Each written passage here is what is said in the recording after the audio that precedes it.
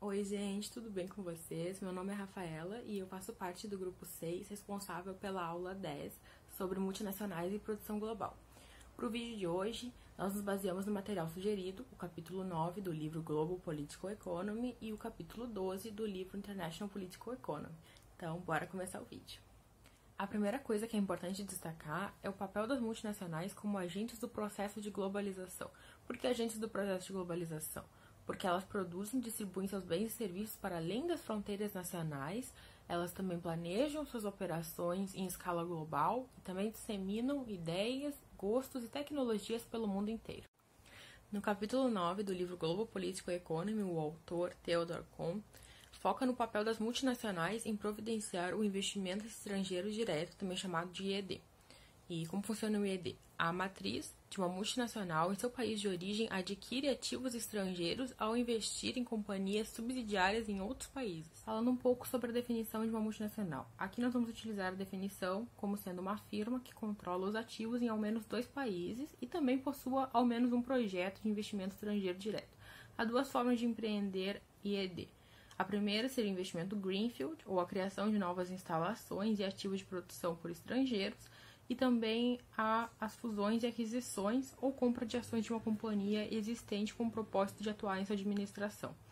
Em uma fusão, os ativos e as operações de 2 firmas pertencentes a diferentes países são combinados para formar uma nova entidade legal. E na aquisição, uma firma local se torna afiliada ou subsidiada de uma firma estrangeira. Agora nós vamos entender por que as firmas se tornam multinacionais. Para isso, é preciso entender o processo de integração horizontal e o processo de integração vertical.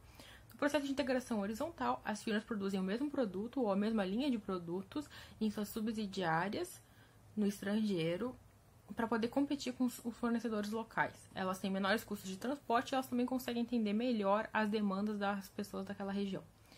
E na integração vertical, a multinacional separa os diferentes estágios de produção. Assim, elas conseguem ter benefícios de vantagens comparativas nos processos produtivos e limitar a competição também. Quando um pequeno número de multinacionais controla a matéria-prima de uma indústria, elas podem estabelecer barreiras rígidas para determinar quem consegue entrar nessa indústria. Entre os fatores que afetam o crescimento ou a contração da atividade multinacional, nós temos a atividade aumenta quando há avanços em tecnologia, transporte e comunicação e quando há um rápido crescimento financeiro, enquanto que as depressões econômicas elas têm um efeito oposto. Ela também depende de leis e eventos nacionais e internacionais, como leis que protejam a propriedade privada, elas encorajam o investimento estrangeiro direto, enquanto as guerras têm um efeito contrário. Agora, analisando o porquê das firmas direcionarem investimento estrangeiro direto a um país e não a outro. Há uma discordância entre analistas se as firmas multinacionais iriam preferir países menos desenvolvidos sob governos democráticos ou sob governos autoritários. Os que defendem o governo democrático, eles dizem que as instituições democráticas impõem restrições nos governos de forma que diminua os riscos políticos e preserve o direito das multinacionais à propriedade privada. Agora, os governos autoritários poderiam atrair mais investimento estrangeiro direto, porque líderes autoritários podem reprimir os sindicatos, reduzir salários e proteger as multinacionais das pressões populares. Políticas do Estado anfitrião em relação às MNS. Essas políticas elas variam desde a nacionalização a esforços para atrair as MNS através de incentivos e concessões. O Sul, antes da Primeira Guerra Mundial, tinha poucas restrições às multinacionais. Essas restrições elas ficaram mais aparentes após a Segunda Guerra Mundial. Com a crescente de MNS não americanas, fez com que os LDCs tivessem oportunidades de fontes alternativas de investimento, que fez com que eles adotassem políticas mais abertas em relação às MNS em 1980. As multinacionais têm investido na fabricação de baixa tecnologia no Sul e alta tecnologia no Norte. Mesmo os Estados Unidos sendo um dos principais defensores de políticas de investimento mais abertas, a partir da década de 80 e 90, ele começa a criar restrições, isso decorrente da queda da sua economia e da crescente ascensão como país anfitrião do IED. Os efeitos das multinacionais, elas causam ou não uma queda do emprego e da exportação.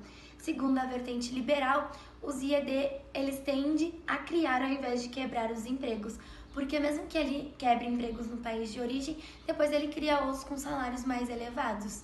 Já a vertente realista diz que as exportação e importação reduzem a produção de emprego no país de origem. A abordagem crítica rejeita a visão liberal, argumentando que as multinacionais estão exportando até mesmo trabalhadores mais qualificados para países com salário mais baixos. Atividade em relação entre os países de origem e suas multinacionais. Segundo a vertente realista, as MNS de um Estado têm grande impacto na sua competitividade. Já os liberais afirmam que as multinacionais buscam por oportunidades lucrativas ao redor do mundo. Os liberais intervencionistas afirmam que os governos devem investir na qualificação de seus trabalhadores para que eles estejam aptos a trabalhar em multinacionais de qualquer nacionalidade. Embora a competitividade de um Estado esteja ligada às suas empresas, existem diferenças nacionais importantes, como por exemplo os Estados Unidos. Eles tendem a favorecer menos o país de origem de suas multinacionais do que as do Japão e da Alemanha. O principal obstáculo para a formação de um regime de investimento é a falta de consenso do que deve ser regulado. Para os liberais ortodoxos, o que deve ser regulado é o comportamento dos Estados anfitriões. Já para os realistas, os Estados devem intervir para que não haja conflito entre os interesses nacionais e o investimento direto estrangeiro. Para os materialistas históricos, o que deve regular as multinacionais são os acordos de investimento. Bom, os tratados bilaterais de investimento, eles vêm aumentando ao longo dos anos. Em 2008 havia mais de 2.000 tratados bilaterais de investimento e geralmente esses tratados, eles pedem para que os estados anfitriões ofereçam tratamento nacional às subsidiárias de multinacionais. E também proíbem que esses estados, eles obriguem as multinacionais a exportarem os bens produzidos dentro dos estados anfitriões. E a ONU, ela tentou criar um código de conduta para as multinacionais, porém não deu certo devido às divergências entre os Estados-membros. Então, a partir de 1995, a ONU ela apenas tentou promover um padrão de comportamento voluntário para as multinacionais. A Comissão Europeia ela tem autoridade legal, tanto para regular quanto para monitorar as multinacionais. Já o NAFTA ele oferece um conjunto de direitos legais e de proteções para os investidores estrangeiros. Os liberais ortodoxos, eles aplaudem o NAFTA por conta dessa liberalização dos fluxos de investimento. Já os críticos e realistas, eles veem as disposições do NAFTA como uma ameaça à soberania nacional. Aparentemente, a OMC seria o lugar ideal para discutir a respeito dos investimentos, só que os países envolvidos resolveram negociar dentro da OCDE. E isso deixou os países subdesenvolvidos ressentidos e também com medo. Eles tinham medo que um acordo multilateral de investimento pudesse limitar as políticas do governo anfitrião. Só que aí acabou que essas negociações elas fracassaram e a OMC também tentou negociar um acordo multilateral de investimento que também não deu certo devido às divergências entre os membros do que deveria ser regulado. Acabou que voltou para a OCDE as questões do investimento, só que a OCDE ela se limitou em apenas identificar as barreiras de investimento. Então, os atores privados, eles desempenharam um papel importante na questão dos investimentos diretos estrangeiros e eles se envolveram na promoção da responsabilidade social corporativa. Então, eles pressionavam as multinacionais a desenvolver um comportamento socialmente responsável. Porém, não teve muito efeito, não foi muito significativo e a pressão exercida pelas ONGs, elas não substituíram uma regulamentação multilateral adequada. Eu irei comentar um pouco a respeito das políticas estratégicas comerciais e industriais. Elas são uma nova forma de rearranjo que os estados tendem a organizar-se para proteger as suas economias domésticas, onde o autor cita 3 tipos de teorias. A teoria da trajetória tecnológica, a teoria estruturalista, que seria uma forma dos não hegemônicos terem de concorrer aos países não hegemônicos, que depois ele cita o Japão no início da sua industrialização, e a teoria institucionalista, que seria essa formada através de instituições para determinar os mercados.